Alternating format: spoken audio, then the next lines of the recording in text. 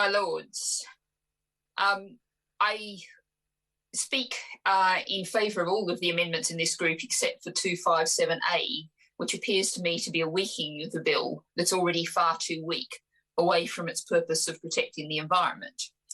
Now, the Noble Lord Krebs has already powerfully and comprehensively introduced 255, 256, and the amendment that Clause 106 not stand part of the bill.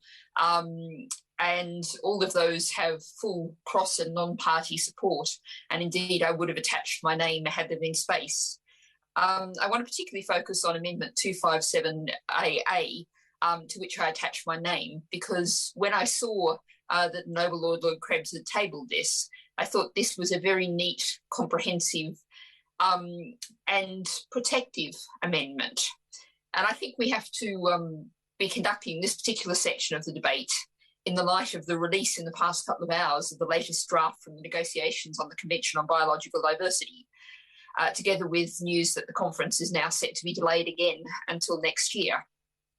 That provides for, in the current draft, alongside the 2030 protection of land and seas and providing a third of climate mitigation through nature by 2030, new goals for the middle of the century, including reducing the current rates of extinction tenfold, enhancing the integrity of all ecosystems, valuing nature's contribution to humanity, and providing the financial resources to achieve the vision.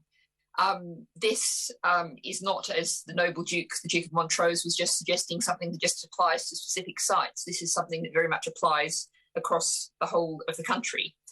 Now, I note that the very useful Greener UK and Wildlife and Countryside Link briefing on all of these amendments noted that, as the Noble Duke said, that the Secretary of State, one would assume in the light of our international commitments, exercise this power in a manner that's compatible with our international agreements, including, one would assume, the updated Convention on Biological Diversity.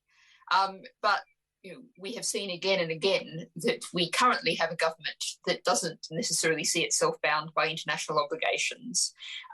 And of course, any government can only bind itself. It can't speak to what governments might do in the future. So that's why we need all of these kind of protections on the face of the bill. And I think we also have to look at all of these amendments, but particularly perhaps 275A in the light of the promises we heard over the past few years that we're going to have non-regression after Brexit. We will not go backwards. We're only seeking, we heard from the government again and again, more and more and stronger protections.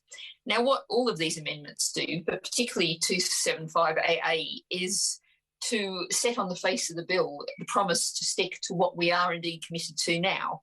Of course, we probably expect to hear from the Minister, oh, this is unnecessary, but we think we all know very well that this is necessary. If it is just some extra protection, some extra insulation, then it's hard to see why the government should have objections to that basic protection, to ensuring that we live up to all of those international agreements that we have signed, and we expect to be updating through international negotiations in future. Thank you, my lord.